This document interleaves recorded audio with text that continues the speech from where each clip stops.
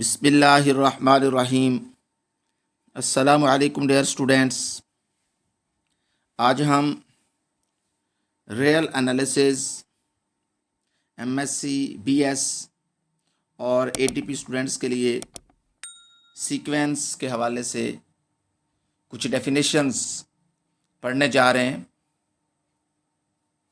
इसमें सबसे पहले डेफिनेशन है व्हाट इज़ अ सीक्वेंस। इन सबसे पहले सीक्वेंस जो है उसको हमने डिफाइन करना है। बेसिकली याद रखिए सीक्वेंस क्या है। एक फंक्शन है whose domain is a set of natural numbers while codomain may be a subset of real numbers or complex numbers। यानी सिंपल वर्ड्स में सीक्वेंस बेसिकली एक फंक्शन है, उसकी डोमेन जो है वो नेचुरल नंबर्स का सेट या set of all positive integers कह लें, और जो को डोमेन है या वो रियल नंबर्स का सबसेट होगा या कॉम्प्लेक्स नंबर्स का।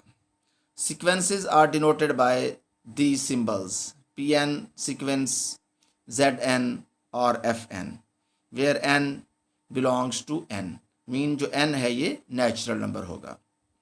Hair pn is 1 by n and xn is -1 par n are some examples of sequences।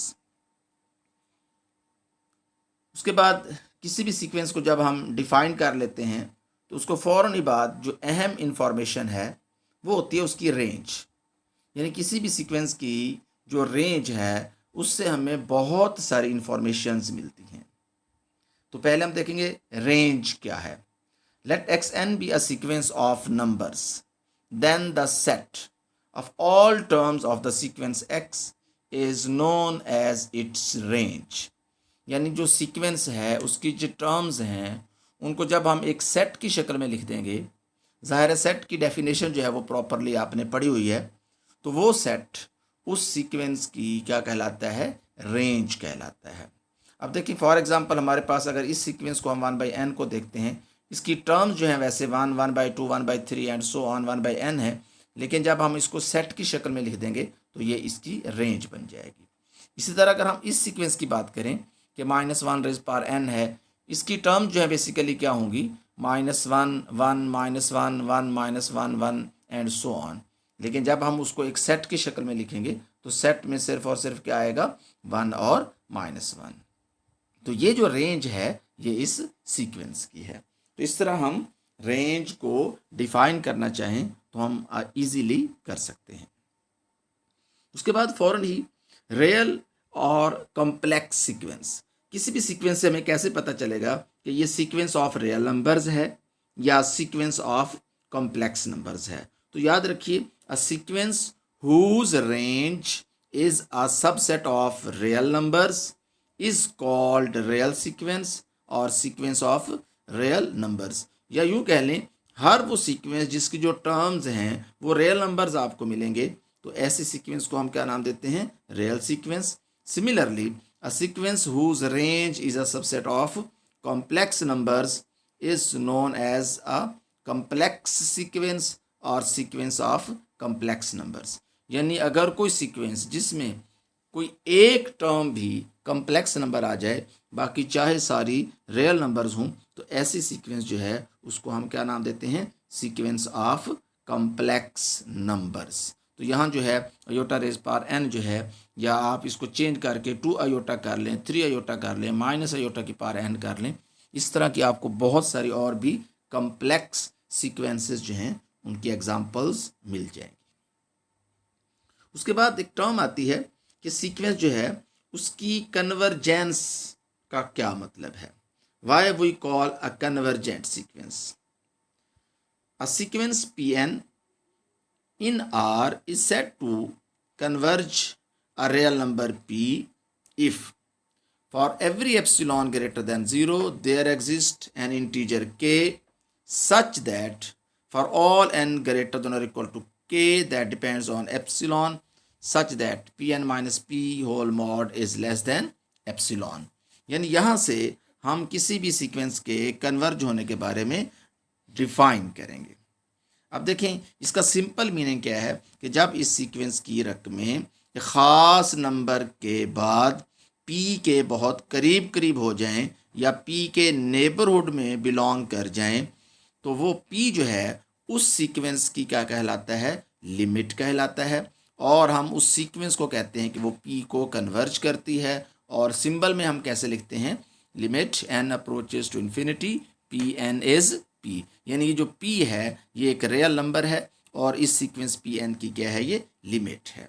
तो ऐसी हर सीक्वेंस जिसकी टर्म्स में ये बिहेवियर नज़र आएगा, इस बिहेवियर की वजह से उस सीक्वेंस का नाम पड़ जाएगा कन्वर्जेंट सीक्वेंस। और अगर कोई सीक्वेंस कन्वर्जेंट नहीं है तो उसको हम क्या नाम देते हैं, डाइवर्जेंट सीक्वेंस। तो यहाँ जो है हमारे पास 1/n सीक्वेंस जो है ये रियल नंबर्स में अगर हम देखेंगे तो ये कन्वर्ज करती है, लेकिन अगर इसी सीक्वेंस को हम पॉजिटिव रियल नंबर्स में देखेंगे तो ये set of positive real numbers 1/n is not convergent. क्यों, इसकी जो p है अगर हम देखेंगे तो वो 0 आता है, यानी ये सीक्वेंस 0 को कन्वर्ज करती है। और 0 जो है वो पॉजिटिव रियल नंबर्स जो हैं, ये पॉजिटिव इंटीजर जो हैं, इन दोनों के अंदर एग्जिस्ट नहीं करता। तो इस तरह जो है हमने कन्वर्जेंट सीक्वेंस जो है उसको डिफाइन किया है।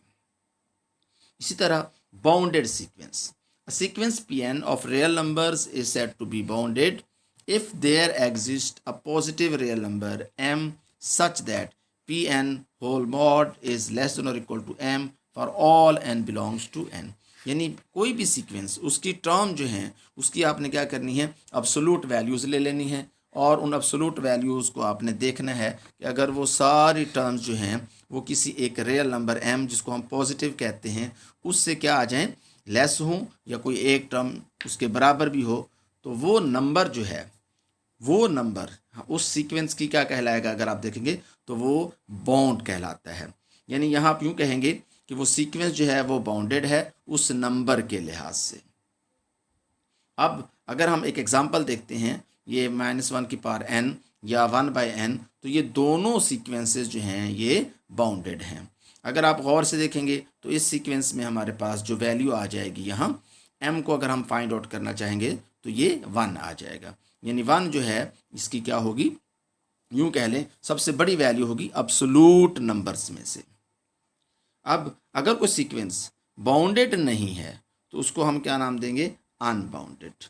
अब अनबाउंडेड में हम यूं भी इसको देख सकते हैं कि हम उस सीक्वेंस की जो रेंज है, रेंज चेक करेंगे। अगर वो रेंज जो है एक बाउंडेड सेट ना हो तो वो सीक्वेंस क्या कहलाएगी, अनबाउंडेड सीक्वेंस। मिसाल के तौर पर अगर हम यहाँ n² एक सीक्वेंस लेते हैं, इसकी टर्म जो हैं अगर हम उनको देखेंगे एज अ रेंज तो हमारे पास वो 1 फिर बन जाएगा 4 फिर 9, इस तरह एक सेट मिलेगा जो कि बाउंडेड सेट नहीं है।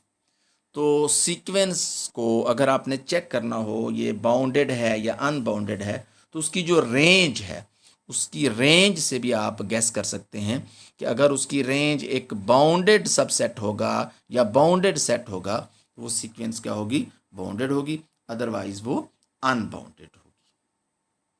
इस तरह कॉशी सीक्वेंस क्या होगी, a sequence xn of real numbers is Cauchy if for every epsilon greater than 0 there exists a natural number n that depends on epsilon such that for all mn greater than or equal to n implies that xn minus xm whole mod is less than epsilon। इसका simple meaning ये है कि जब ये n जो है m, देखिए हमारे पास और n ख़ास नंबर जिसको हम नेचुरल नंबर n कह रहे हैं, इससे बढ़ाएंगे और जो सीक्वेंस की टर्म्स हैं उनका आपस में डिस्टेंस जो है बहुत ही कम रह जाएगा। तो इस तरह का जो बिहेवियर है सीक्वेंस का वो कहलाता है कॉशीनेस बिहेवियर, और वो जो सीक्वेंस है उसको हम नाम देते हैं कॉशी सीक्वेंस। तो हर वो सीक्वेंस जिसमें कॉशीनेस बिहेवियर नज़र आएगा, यानी ये ख़ास स्टेज के बाद उसकी जो टर्म्स हैं वो एक दूसरे के इतने क्लोज हो जाएंगी कि उनका डिस्टेंस जो है वो लेस देन एप्सिलॉन हो जाएगा, तो वो सीक्वेंस कॉशी कहलाती है। अब एक सीक्वेंस है 1/n, बाज़ औक़ात ये क्वेश्चन भी पूछा जाता है कि आप बताएं ये कॉशी है कि नहीं, तो ये क्लियरली कॉशी है।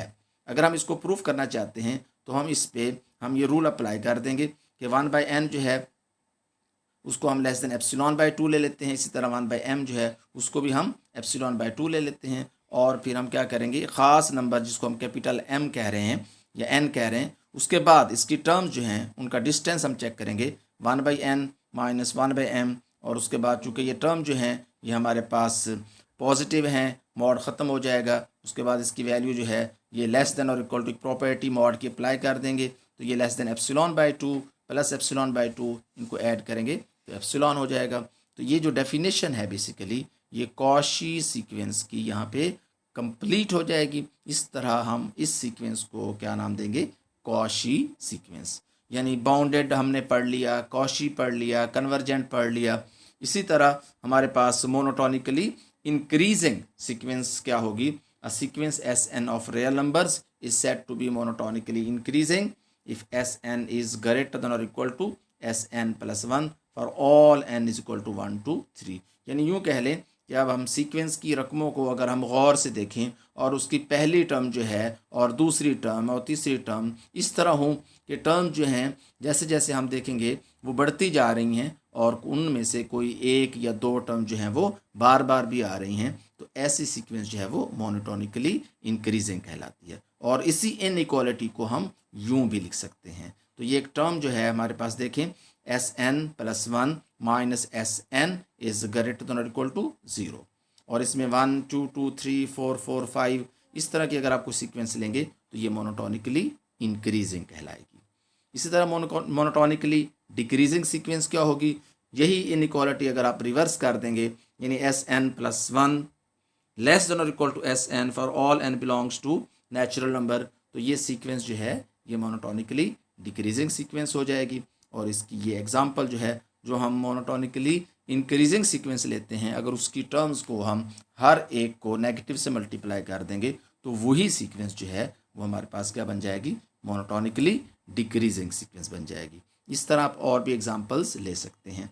तो इस तरह आज के टॉपिक में हमने इंक्रीजिंग, डिक्रीजिंग और bounded, convergent, Cauchy, limit sequences के हवाले से पढ़ा है। इसी तरह नेक्स्ट जो हमारा टॉपिक होगा उसमें कुछ शॉर्ट क्वेश्चंस और इन तमाम सीक्वेंसेस की डेफिनेशंस की आपस में क्या रिलेशन होंगी वो हम डिस्कस करेंगे। नेक्स्ट लेक्चर तक के लिए अल्लाह हाफ़िज़।